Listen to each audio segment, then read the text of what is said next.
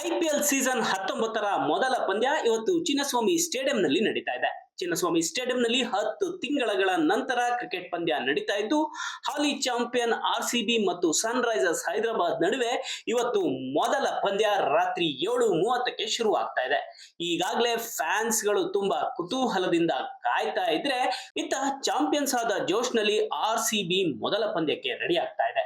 ಇನ್ನು ಸನ್ ರೈಸರ್ಸ್ ಹೈದರಾಬಾದ್ ಕೂಡ big hitter ಗಳ ಜೊತೆಯಲ್ಲಿ ಚಿನ್ನಸ್ವಾಮಿ ಸ್ಟೇಡಿಯಂನಲ್ಲಿ ಬಿಗ್ ಸ್ಕೋರ್ ಮಾಡೋದಕ್ಕೆ ತಯಾರಿ ನಡೆಸ್ತಾ ಇದೆ.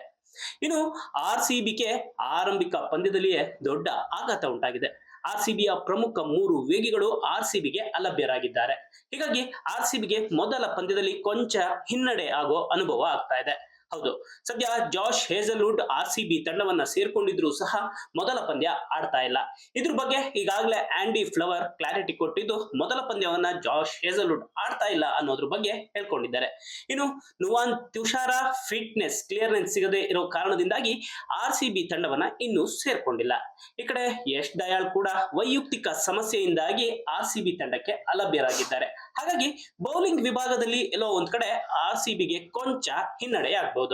ಸದ್ಯ ಐಪಿಎಲ್ ಹೊಸ ಸೀಸನ್ ನಲ್ಲಿ ಮೊದಲ ಪಂದ್ಯಕ್ಕೆ 2 ತಂಡಗಳು ಭರ್ಜರಿ ತಯಾರಿ ನಡೆಸ್ತಾ ಇದೆ. 2 ತಂಡಗಳು ಇದುವರೆಗೆ ಐಪಿಎಲ್ ನಲ್ಲಿ 25 ಪಂದ್ಯಗಳಲ್ಲಿ ಮುಖಾಮುಖಿಯಾಗಿದೆ.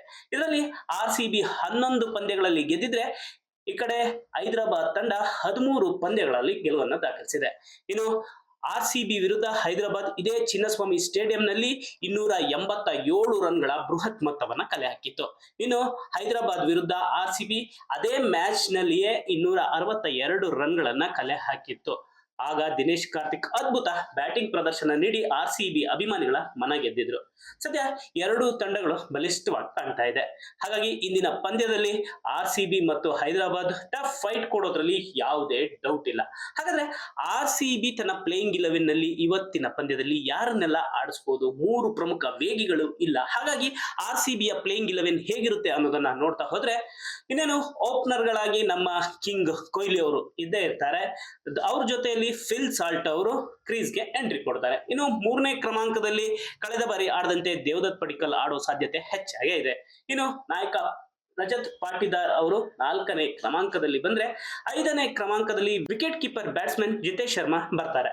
ಇನ್ನು ಮ್ಯಾಚ್ ಫಿನಿಶರ್ ಆಗಿ ಟೀಮ್ ಡೇವಿಡ್ ಕಣದಲ್ಲಿ ಇದ್ದೇ ಇರ್ತಾರೆ. ಇನ್ನು ಕಳೆದ ಬಾರಿ ಅದ್ಭುತ ಪ್ರದರ್ಶನ ನೀಡಿದಂತಹ ರೊಮೇರಿಯೋ ಶೆಫರ್ಡ್ ಈ ಬಾರಿ ಕೂಡ ಆರ್ಸಿಬಿಗೆ ಆಲ್ರೌಂಡರ್ ಪ್ರದರ್ಶನ ನೀಡೋದಕ್ಕೆ ತಯಾರಿ ನಡೆಸಿಕೊಂಡಿದ್ದಾರೆ. ಇನ್ನು ಕಳೆದ ಬಾರಿ ಫೈನಲ್ ನಲ್ಲಿ ಅಮೋಘ ಪ್ರದರ್ಶನ ನೀಡಿ ಮ್ಯಾನ್ ಆಫ್ ದಿ ಮ್ಯಾಚ್ ಪಡೆದಂತಹ ಕೃಣಾಲ್ ಪಾಂಡ್ಯ ಪ್ಲೇಯಿಂಗ್ 11 ನಲ್ಲಿ ಇರಲೇಬೇಕು. ಇನ್ನು ಇದರ ಜೊತೆಯಲ್ಲಿ ಈ ಬಾರಿ ಜಾಶ್ ಹೇಜಲ್ವುಡ್ ಫಸ್ಟ್ ಮ್ಯಾಚ್ ಮಿಸ್ ಮಾಡ್ಕೊಂತ ಇರೋದ್ರಿಂದಾಗಿ ಅವರ ಸ್ಥಾನಕ್ಕೆ ಬಹುತೇಕ ಜೇಕಬ್ ಡಫಿ ಅವರು ಬರೋ ಸಾಧ್ಯತೆ ಇದೆ. ಆ ಮೂಲಕ ಆರ್ಸಿಬಿಗೆ ಅವರು ಐಪಿಎಲ್ ನ ಪಾದಾರ್ಪಣೆ ಮಾಡ್ತಾರೆ. ಆರ್ಸಿಬಿ ಮೂಲಕ ಅವರು ಐಪಿಎಲ್ ನಲ್ಲಿ ಪಾದಾರ್ಪಣೆ ಮಾಡ್ತಾರೆ. ಇನ್ನು ಬೌಲಿಂಗ್ ವಿಭಾಗದಲ್ಲಿ ಭುವನೇಶ್ವರ್ ಕುಮಾರ್ ಲೀಡ್ ಮಾಡಿದ್ರೆ, ಯಶ್ ದಯಾಳ್ ಅವರ ಬದಲಾಗಿ ಮಂಗೇಶ್ ಯಾದವ್ ಎಡಗೈ ಬೌಲರ್ ಜೊತೆಗೆ ಒಂದು ಅದ್ಭುತ ಬ್ಯಾಟ್ಸ್ಮನ್ ಕೂಡ, ಒಂದು ರೀತಿಯಲ್ಲಿ ಆಲ್ರೌಂಡರ್ ಅಂತಾನೆ ಹೇಳ್ಬೋದು, ಮಂಗೇಶ್ ಯಾದವ್ ಅವರನ್ನ ಯಶ್ ದಯಾಳ್ ಬದಲಾಗಿ ಆಡಿಸುವ ಸಾಧ್ಯತೆ ಇದೆ. ಇನ್ನು ಸ್ಪಿನ್ ವಿಭಾಗದಲ್ಲಿ ಸುಯೇಶ್ ಶರ್ಮಾ ಅವರಿಗೆ ಅವಕಾಶ ನೀಡುತ್ತಾರೆ. ಒಟ್ಟಿನಲ್ಲಿ ಇದು ಪ್ಲೇಯಿಂಗ್ 11 ಆಗಿರುತ್ತೆ. ಇನ್ನು ಇಂಪ್ಯಾಕ್ಟ್ ಪ್ಲೇಯರ್ ವಿಚಾರಕ್ಕೆ ಬಂದ್ರೆ, ಫಸ್ಟ್ ಬ್ಯಾಟಿಂಗ್ ಏನಾದ್ರು ಇತ್ತು ಅಂತ ಹೇಳಿದ್ರೆ ವೆಂಕಟೇಶ್ ಅಯ್ಯರ್ ಅವ್ರನ್ನ ಪ್ಲೇಯಿಂಗ್ 11 ನಲ್ಲಿ ಆಡಿಸ್ಕೊಂಡು ಸುಯೇಶ್ ಶರ್ಮಾ ಅವ್ರನ್ನ ಇಂಪ್ಯಾಕ್ಟ್ ಪ್ಲೇಯರ್ ಆಗಿ ಆಡಿಸಬಹುದು. ಇಲ್ಲ ಅಂತ ಹೇಳಿದ್ರೆ ಚೇಸಿಂಗ್ ಆಯ್ತು ಅಂತ ಹೇಳಿದ್ರೆ ಇಂಪ್ಯಾಕ್ಟ್ ಪ್ಲೇಯರ್ ಆಗಿ ವೆಂಕಟೇಶ್ ಅಯ್ಯರ್ ಅವ್ರನ್ನ ಆಡಿಸುವಂತಹ ಸಾಧ್ಯತೆ ಇದೆ. ಒಟ್ಟಿನಲ್ಲಿ ಐಪಿಎಲ್ ನ ಮೊದಲ ಪಂದ್ಯವೇ ರೋಚಕವಾಗಿರಲಿದೆ ಅಂತ ಅಭಿಮಾನಿಗಳು ಕುತೂಹಲದಿಂದ ಕಾಯ್ತಾ ಇದ್ದಾರೆ. ಈ ಕಡೆ ಆರ್ಸಿಬಿ ಚಾಂಪಿಯನ್ ಅನ್ನೋ ಪಟ್ಟದೊಂದಿಗೆ ಆಡಲು ರೆಡಿ ಆಗಿದ್ರೆ, ಇತ್ತ ಹೈದರಾಬಾದ್ ತಂಡ ಚಿನ್ನಸ್ವಾಮಿ ಸ್ಟೇಡಿಯಂ ನಲ್ಲಿ ಬಿಗ್ ಸ್ಕೋರ್ ಮಾಡೋದಕ್ಕೆ ಸಜ್ಜಾಗಿದೆ. ಹಾಗಾದ್ರೆ ನಿಮ್ ಪ್ರಕಾರ ಆರ್ಸಿಬಿ ಹೈದರಾಬಾದ್ ನಡುವಿನ ಪಂದ್ಯದಲ್ಲಿ ಆರ್ಸಿಬಿಯ ಪ್ಲೇಯಿಂಗ್ 11 ನಲ್ಲಿ ಯಾರೆಲ್ಲ ಇರಬೇಕು? ನಿಮ್ಮ ಪ್ಲೇಯಿಂಗ್ 11 ಹೇಗಿರುತ್ತೆ ಅನ್ನೋದನ್ನ ಕಮೆಂಟ್ ಮಾಡಿ ತಿಳಿಸಿ.